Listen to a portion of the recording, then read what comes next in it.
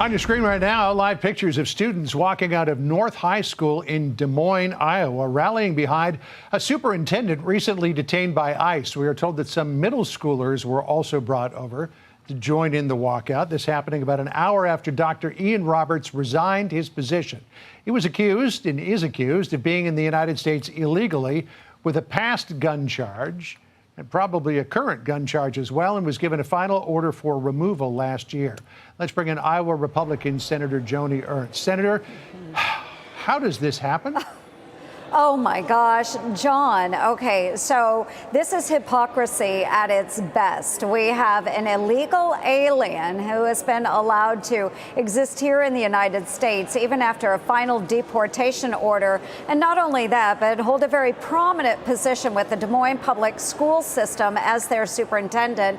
And he also had that previous gun charge, as you mentioned, and now has another gun charge, $3,000 cash, just floating around in a school vehicle and a hunting knife.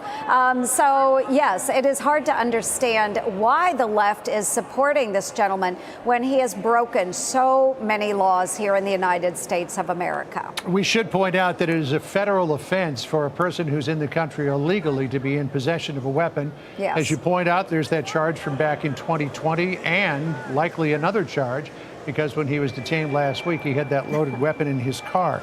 So the school board chair, Jackie Norris, says that Roberts had represented himself when he was looking for employment there in Des Moines as an American citizen.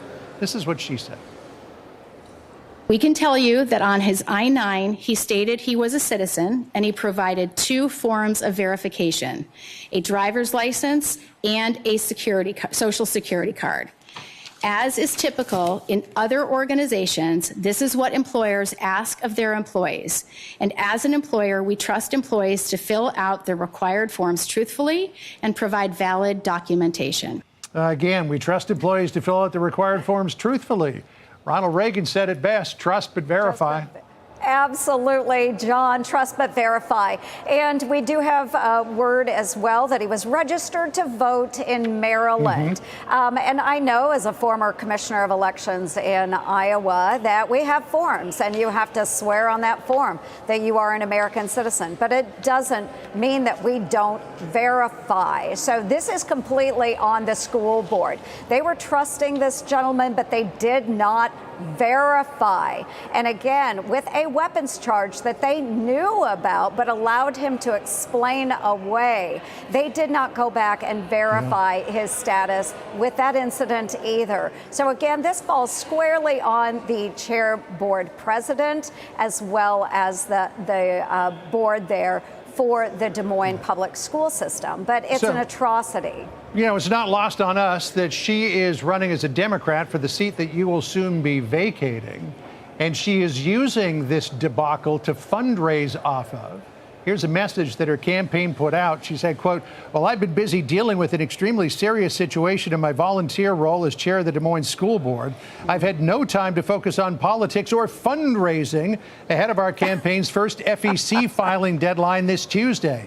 If you thought about donating to our campaign, now is the time when I could most use your support ahead of our first filing deadline of September 30th, which is today."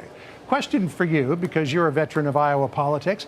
How do you think this will affect your campaign? Because it seems to me that being the person who hired an illegal alien to be the superintendent of the largest school board in your home state might be considered a significant political liability. Yes, John, and not just that he's an illegal immigrant holding such a position as this, but that he's a gun-toting illegal alien as well around children. So, yes, I think it speaks for itself. Iowans are not going to approve of this. They will not approve of Jackie Norris as the president of this school board. It's unheard of. All right, Senator Joni Ernst, thank you for your time. We appreciate it. We'll try to figure out what's going on there in your state. Appreciate it. Right.